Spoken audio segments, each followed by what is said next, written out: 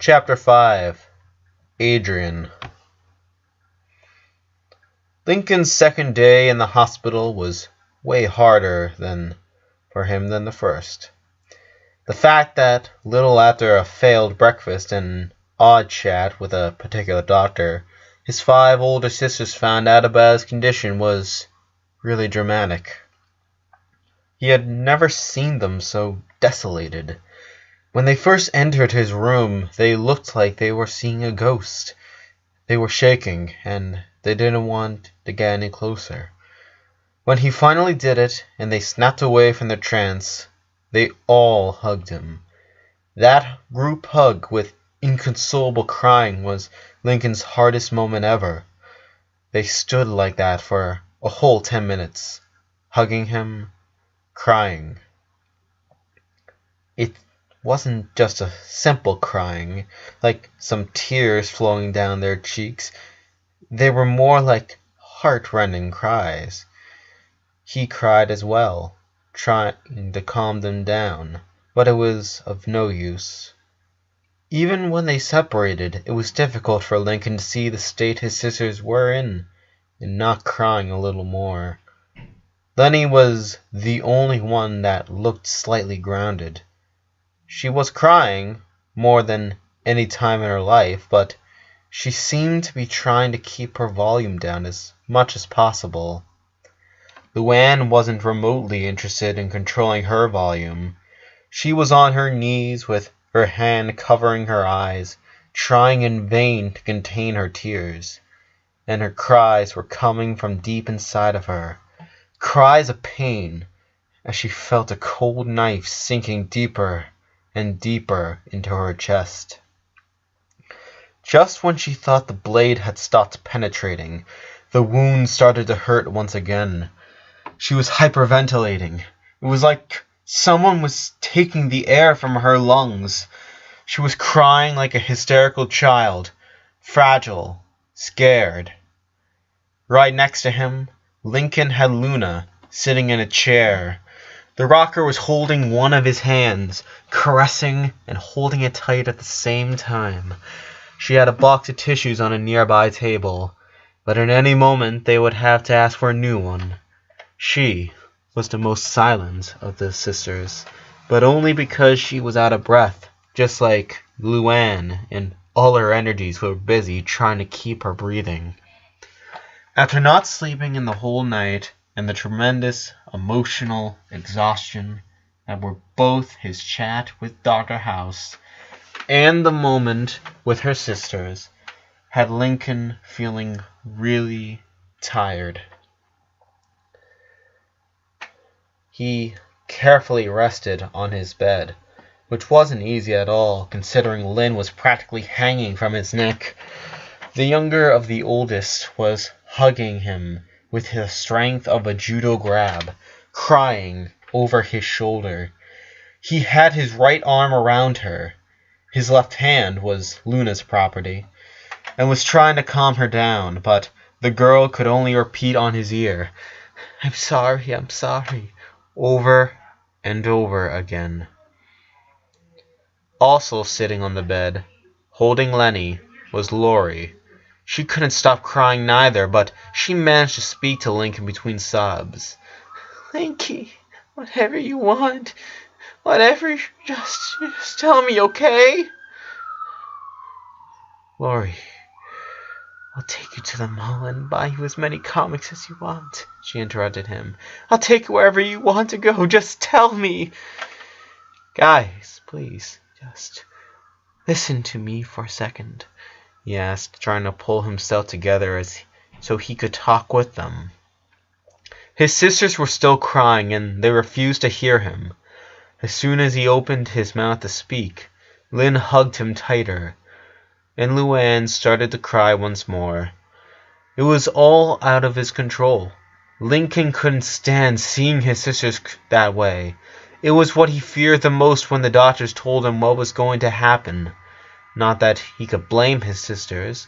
Just imagining how he would react if one of his sisters was in his position gave him goosebumps, and he felt a chilling sensation running up her spine.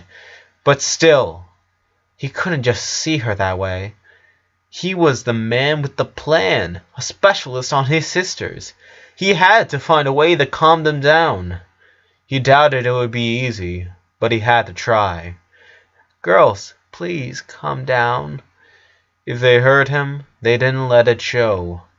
"Girls," he called them again. Lenny opened her eyes to see him, but no one else did anything. Luann was still crying inconsolably on the floor. Seeing her like that was breaking Lincoln's heart, but it also gave him an idea.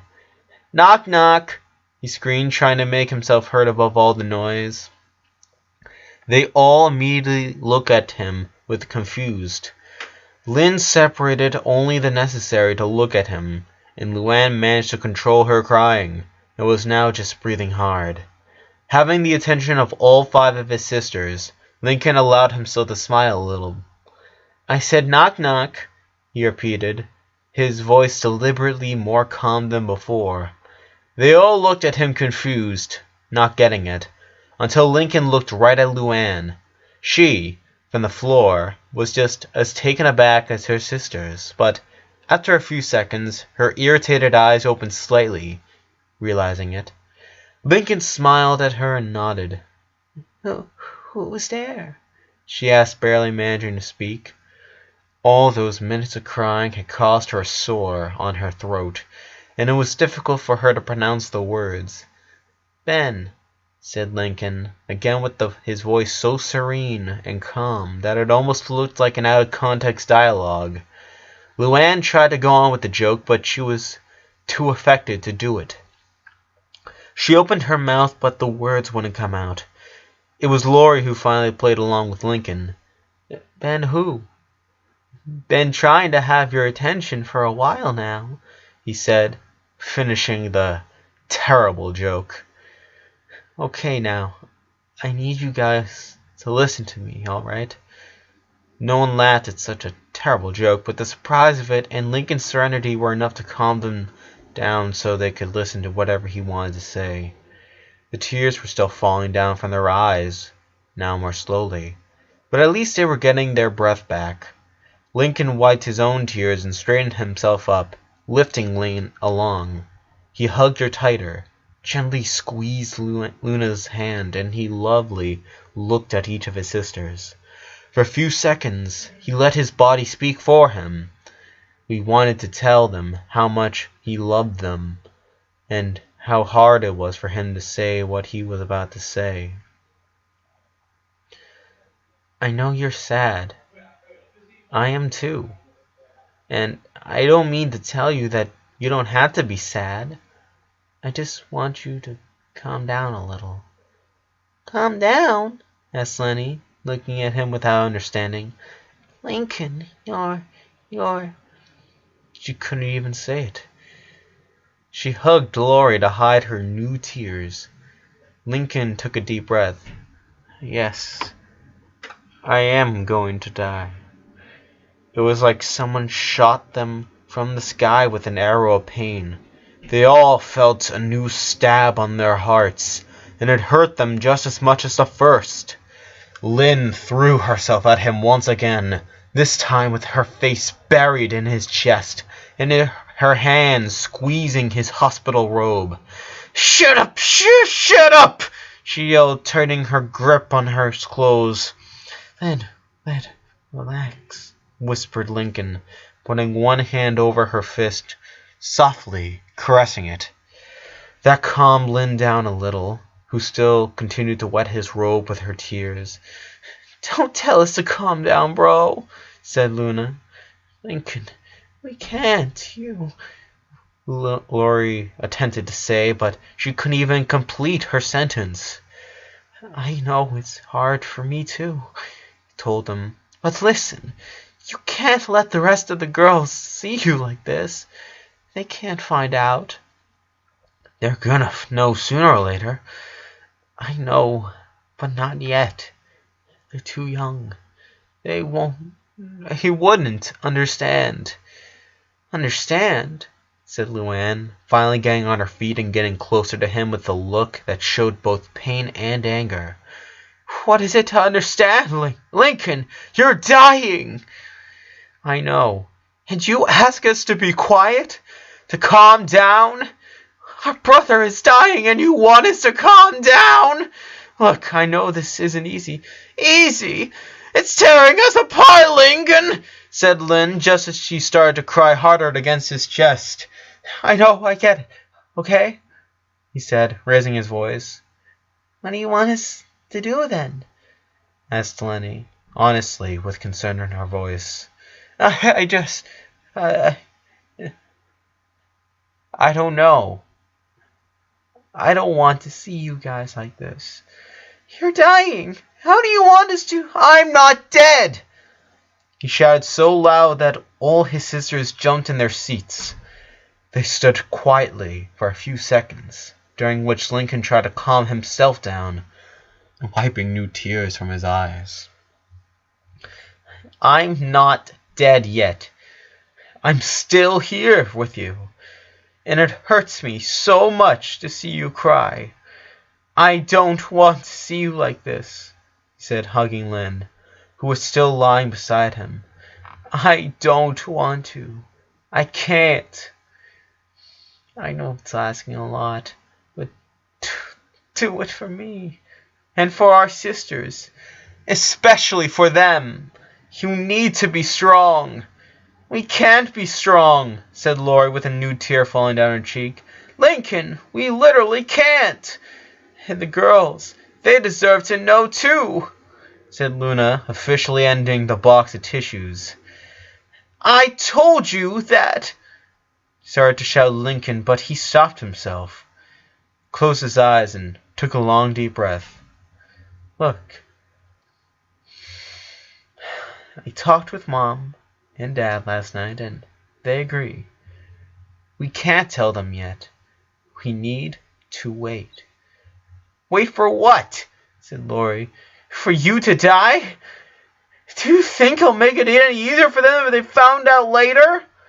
No, I don't know, but what? Lori vehemently hurried him.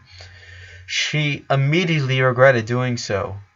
Lincoln's bottom lip started to tremble, and he did all he could so he wouldn't break down once again.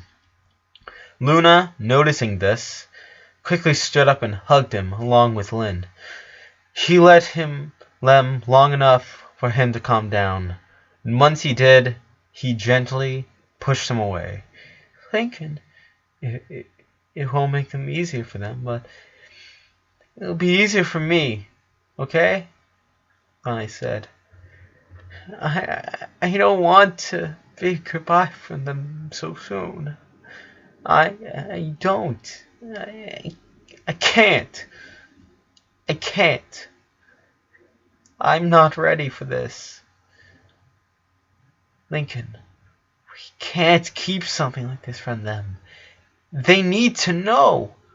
Lori, please.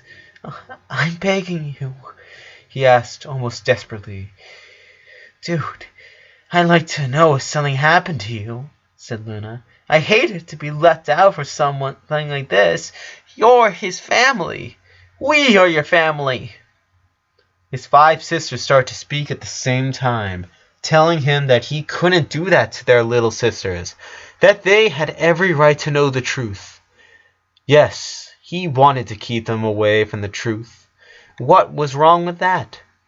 People hid things from everyone else all the time, especially from the younger ones. Lincoln knew, for example, that when he was little and his parents told him about the stork and the babies, it wasn't because they didn't trust him, or because they deliberately wanted to confuse him. It was because he wasn't ready to understand the truth. It was because he wasn't ready. It was the same thing here. He didn't want to tell the truth to his little sisters because they weren't ready yet. He wasn't a fool. He knew he would have had to tell them at some point. It was impossible to keep it a secret from them for so long, and he knew it was just avoiding the painful moment, but he knew them well. It was hard to imagine how Lisa would react, but her sister loved him too much to be unaffected, and that scared him. Such a hard hit at such a young age. With Lucy it was kind of the same. Theoretically, she should be the one who could take it easier, since she had a particular view of death. But Lincoln knew her better than anyone else, and he knew that behind that hair, a little sensible girl was hiding. There was no way that she wouldn't be devastated by the news, and he didn't even want to think about how the twins would react. So yes, maybe he was being selfish. Could anyone really blame him? Why should they judge him? What gave them the right to do so? He was the one who was going to die. He had received the terrible ultimatum. In time, all his sisters would be able to overcome the pain, to move on with their lives. He wouldn't. He was going to die. Why couldn't he delay such a sad moment as that? His sisters were clearly against him on that, since they were still telling him it was a bad idea. They were all talking at the same time, telling him what to do, what was the best. They didn't accept his choice. Usually, Lincoln was very patient with his sisters, but the context had made him run out of it. "Shut up!" he yelled silently at them. "Look, I'm not going to tell them that I'm going to die, and neither will you." "But, no buts!" he interrupted Luann, who was taken aback by her brother's reaction. "It's my call. I'm the one in the hospital. I want it to be this way. And if you really care about me, then I hope you would respect my wish for me." Something that he said must have hurt his sisters, for they looked like they had received a low blow, like they couldn't believe what they had just heard. Lynn slowly separated herself from him, something she hadn't done since they entered the room.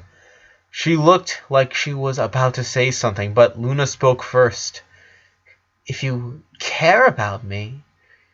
"What do you mean, if you care about me?" she repeated, looking angry. "Of course we care about you. We love you. Why do you think we're like this, you idiot?" "Luna!" Yor yelled. "I think you should leave," Lincoln said, crossing his arms and resting on his left side, not looking at any of his sisters. "Lincoln, please," Lori asked, getting closer. "Don't do this to us." She seemed to be about to cry again, and that almost made Lincoln cry too. But he controlled himself. "I didn't sleep last night. I'm tired. I want to fall asleep," he told his sister. Lori looked at him. Her little brother, so fragile, so vulnerable.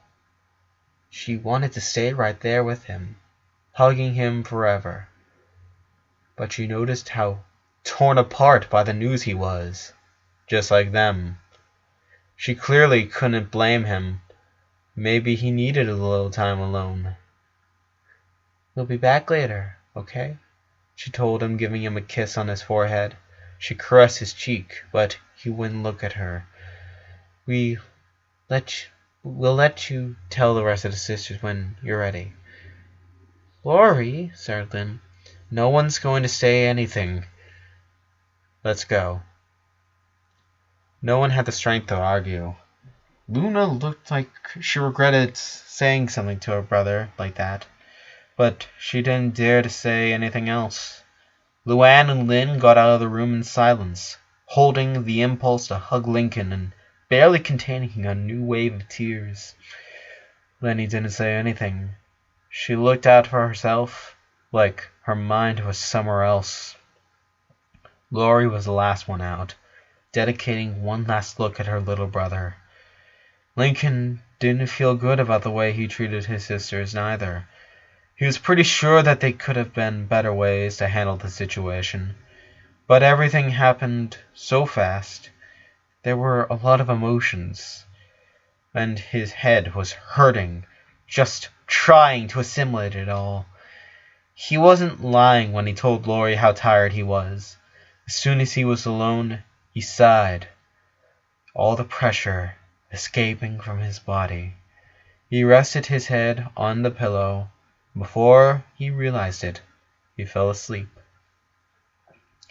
His mother woke him up for lunch, which he ate almost in a trice, and he fell asleep almost immediately after. He slept the whole afternoon, not having a single dream, until Miss Loud woke him up once again, telling him that it was visit time and his sisters were about to come in. That really woke Lincoln up. He was happy to see them because he really missed them, especially his younger sisters. But a big part of him was also terrified.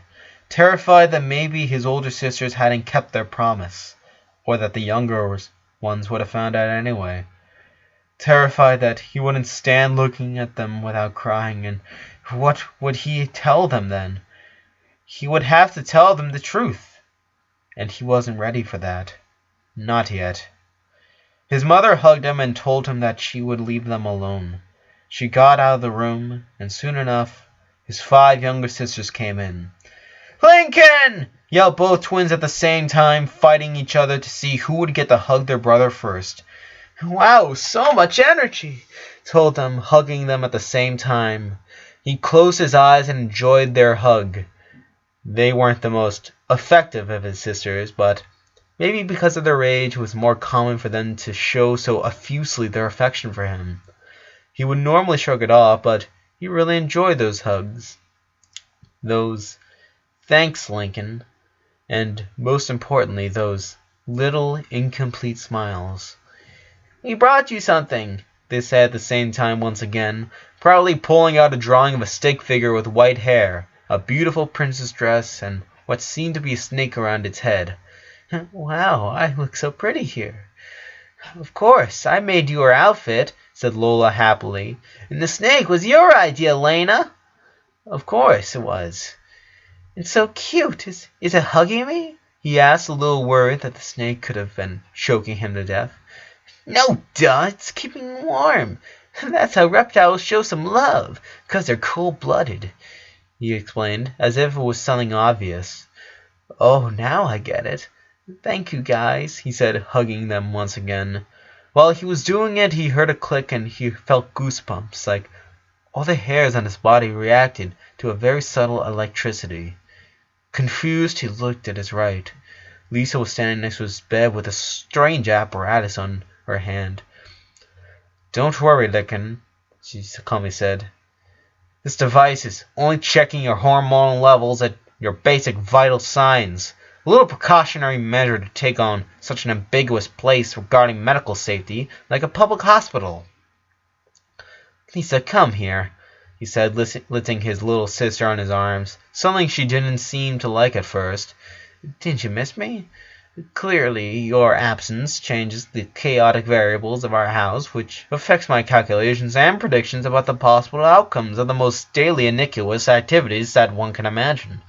The alteration of factors inevitably entails a modification of the expected results that we came to get used to. And as a scientist, I usually feel more comfortable in controlled environments, where the variables are always constant and measurable. When the status quo is altered as it is now, the theoretical model upon which I base my existence also suffers its consequences, which can be labeled as negative." "All that to tell me you miss me?" asked Lincoln with a smile. Lisa rolled her eyes. "Yes," she finally said, letting herself hug Lincoln for a single second, before getting out of the bed and pretend to be checking her devices. "Pooh-pooh." Lily, carried by Lucy, was looking at Lincoln, moving her little arms, trying to grab him. Lucy took her to her brother, who quickly lifted her in his arms. "Lily, did you miss your older brother? Did you?" he asked with the voice one usually used to talk to babies. Lily was just laughing, caressing all his face with her little hands. "Oh, and you brought your blankie," said Lincoln, pointing out the blanket Lily had in her hands. "Hanky," she repeated, stuffing some of her blanket in her mouth. She snuggled against Lincoln, half hugging and half using him as a cradle. He was happy to oblige. "How about you, Lucy? How are you?" It was right then when he started to sweat, when He noticed something was wrong. His sister was standing next to him, with her arms crossed behind her back. She was looking straight at Lincoln's eyes, as if she could read between his apparent security and happiness. It was like she could see right through her brother's eyes, and looking at the deepest part of his heart, reading his feelings like an open book. Lincoln was terrified of what she could read. "Lincoln, are you okay?" she finally asked, with her usual monotone voice. He feared the whole hospital could have heard how hard he swallowed. Was his cold sweating visible at simple sight? He felt it running down his forehead. The time had come. He had to tell them the truth. Lucy knew it, didn't she? But what if she was only worried? She hadn't said anything that implied that she knew more than the rest of her sisters. Just in case he was wrong, he decided to pretend that everything was okay. "Me? Yeah, I'm alright. I mean, I'm still here, but that's just because—" "Don't lie to me, Lincoln," she interrupted him, grabbing him by his shoulders, which surprised Lincoln and scared Lily. "Tell me the truth. Are you okay?" She sounded so profoundly upset, but she didn't seem to know the truth. Lincoln stood momentarily, speechless, not knowing how to answer her. He thought that he could get away with it, keeping his little sisters from knowing the truth by just avoiding the subject. He never imagined that he would have to tell them such a straight lie. As he was thinking about how to answer her, Lucy was violently pushed away from Lincoln by the twins. "What do you think you're doing?" asked her Lola, standing with her twin between Lucy and Lincoln. "Yeah, why are you treating Lincoln like that? Don't you see he's in the hospital?" Lana added, looking at her a little angry. "I'm just asking how he is," Lucy answered. She seemed a little surprised by her sister's reaction. "He already told you he's fine!" "Ugh, do you always have to be so dramatic and spooky?" The twins didn't realize it. They were too young to understand, and they were too busy worrying about Lincoln to think about Lucy's feelings. But Lincoln clearly noticed how her little sister's semblance had changed, and how much had those words affected her. Lucy sadly looked at the ground. "Hey!" Lincoln stood up, putting Lily on Lisa's arms, and he got closer to Lucy. He stood in front of her and put an arm on her shoulder. "Girls, don't be so rude with her. She's just worried like everyone else, that's all," he said, and then he gently shook her so she would look up. "Lucy, I'm all right. Do you swear?" Lincoln didn't let her see how troubled he was, and he didn't allow the doubt and pain of lying to his sister to show up on his face. "I swear." As soon as he said it, Lucy hugged him with relief. He hugged her back, and soon Lola, Lena, Lisa, and Lily joined them. That group hug was certainly happier than the one he had with his older sisters that same morning, but it was just as painful to Lincoln. The only difference was he couldn't let himself cry this time. "Florrie, you're sure about this?" "Yes, the doctor said this might help you." "I don't know." "Look, no one's making you do anything, all right? If you don't like it, I'll be in your room. You can play something there later. Just give it a shot." After thinking about it a little more, Lincoln finally nodded. "Fine." He opened the door and stepped into the playroom. After being with all his sisters, the older ones entered and the young ones left.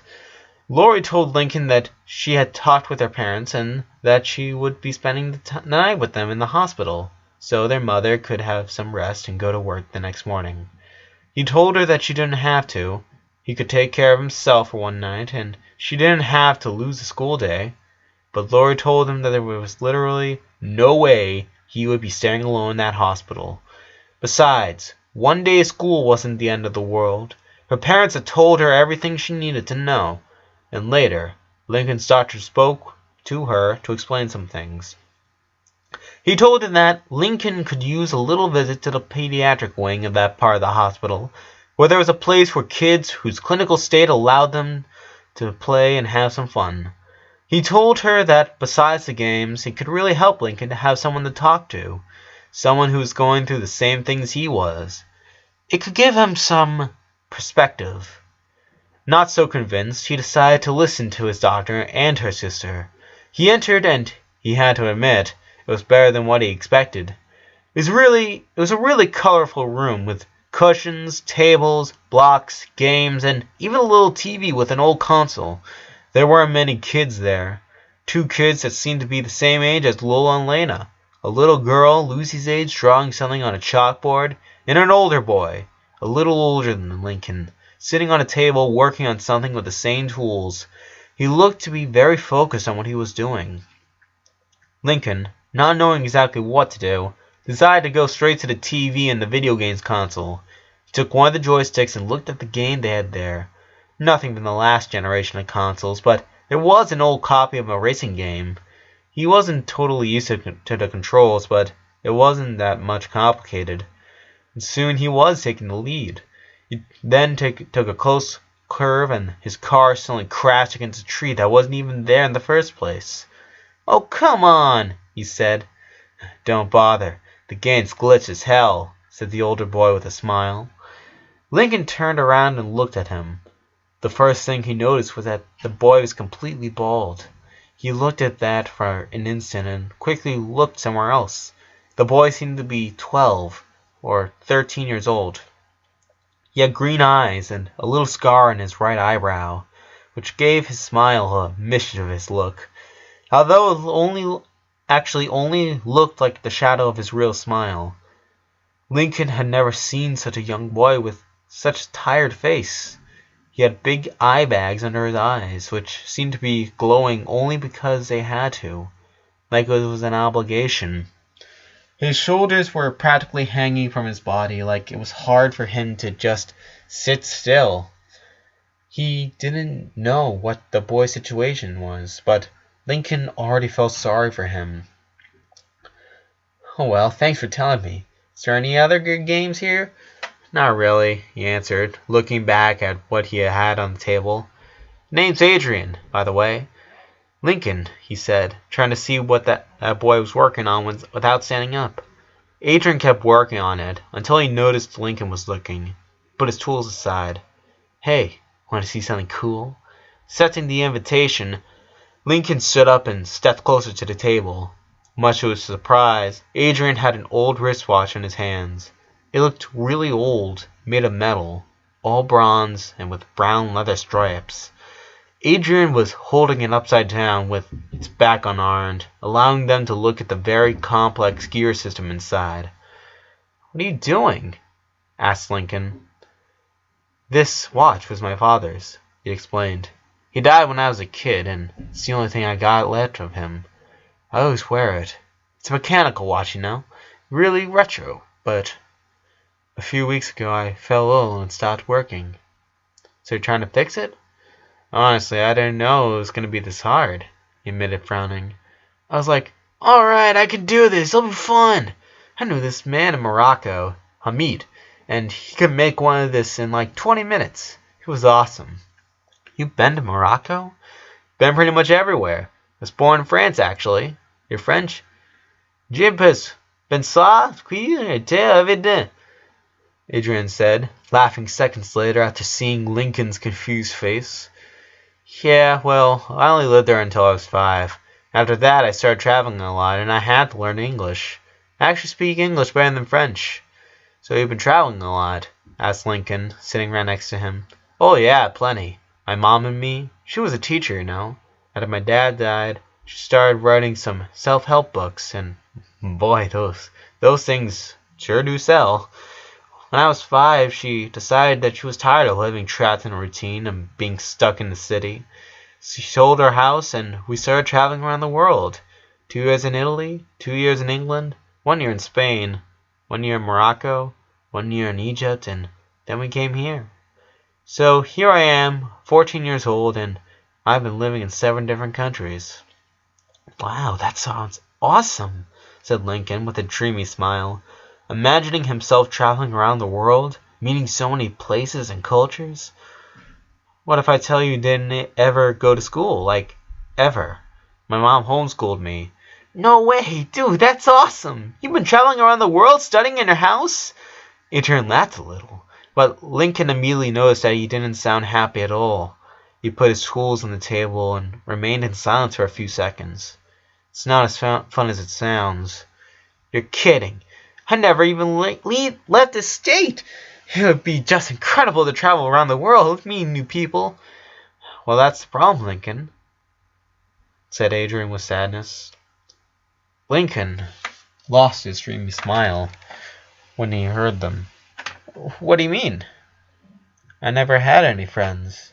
I met a few people here and there, but it's not easy to make friends when you need 6 months to learn the basics from the local language. It's even harder if you don't go to school. Do you have any idea what it's like to be only you and your mom? Adrian was completely dumbfounded when Lincoln started to slowly laugh. No, I'm afraid I'm not. And during the next 20 minutes, Lincoln told Adrian about his life in a family with 10 sisters. The boy listened with attention, first surprised, then amused, and laughing with Lincoln about all the crazy stuff that can happen when you live in such a big family. Then Lincoln started talking about Ace Savvy, Arg, and King of the Rings, and they found that they had more in common than they initially thought. They soon forgot they were in a hospital, or that they even knew each other until 1 hour ago. They talked like they had known each other for a lifetime. The rest of the kids' parents eventually came and took them to their rooms, and Lincoln was pretty sure that he had seen Lori in the corner of his eye checking on him, but she didn't interrupt him. Adrian, do you actually know how to fix this thing? Asked him at one point, looking how complex the inside of the watch looked. Yeah, well, kind of. Me taught me the basics. I've been trying to repair this thing for 3 weeks now. Did you make any progress? Of course, he said with a smile, while he took a little nut that was only 4 millimeters in diameter. What's this thing? Asked Lincoln, having trouble only trying to see it. It was just too small. This, dear Watson, is the missing piece, explained Adrian. I managed to completely rearm the mechanical system of the watch. I put every single piece in place, except for this one right here. I don't have any idea where this should be, but hey, at least I know what the problem is. That tiny little piece is making the whole watch useless. Well, that's how machines work, especially old ones. Every piece has its function. Wow, how much longer do you think it'll take for you to find where it's supposed to be? I don't know. I don't even know if I'll even make it in time. They remained in silence for a while. Neither one of them had actually talked about their conditions or their situations. They had actively avoided the topic, but not it seemed like they had any other option but to acknowledge it. How long? started Lincoln, but he trailed off in the middle. Adrian still understood him. 17 days ago, they gave me 2 weeks, so I should have been gone by now. It could be any moment at this point. You don't look bad, said Lincoln, earning a sarcastic look from Adrian that made him smile. Okay, you don't look that bad. I'm on a lot of meds, but it's just a matter of time now. I see. He knew that there was nothing he could say. What? The same insipid words his doctor had told him? He knew very well that they meant nothing. They told me I have 2 weeks left. Maybe 3. Adrian silently nodded. Then he tentatively put a hand on his new friend's shoulder. Sucks, doesn't it? Yeah, it does. These days I've been putting a lot of thought on why this is happening. Why me? But in the end, I think it's not worth it to think about it too much, you know? Stuff just happens. I haven't even told my younger sisters yet, Lincoln confessed. Adrian sighed. That'll be tough. Look, Lincoln, I don't know if you care about what I have to say, but I'll say it anyway. When I die, most of the people I met won't even know. I don't have any friends to be worried about me. It's just my mom. It's a little sad to think that she'll be the only one to ever remember me when I'm gone. Since they diagnosed me with leukemia a year and a half ago, I've been thinking about that a lot. I'm pretty sure she's been thinking about it too. I would have loved to have friends, more people to share my last moments with, because what gives some sense to our lives? Our jobs? Out of studies? I don't know. Maybe for some people. But I think life is worth living because of the people we met. Our family, our friends, people we share our moments with. I only got my mom, but you have a big, beautiful family. Tell them when you're ready, but don't miss your chance to be with all your sisters and friends. After all, you won't get another chance. Once again, they stood there quietly, almost quietly. Adrian was very respectful and didn't say anything when Lincoln started to cry. They were like that for a while until Lincoln calmed down. He finally stood up. Thanks, Adrian. I think I'll go to my room. Okay. Take care, Lincoln. Lincoln started to walk away, but he stopped right next to the door. Adrian? The boy that had turned his attention back to the missing piece of his watch looked up. Yeah? Maybe it won't be for too long, but I'll remember you. Adrian smiled. He genuinely smiled. They stared at each other a few more seconds, and then Lincoln walked away.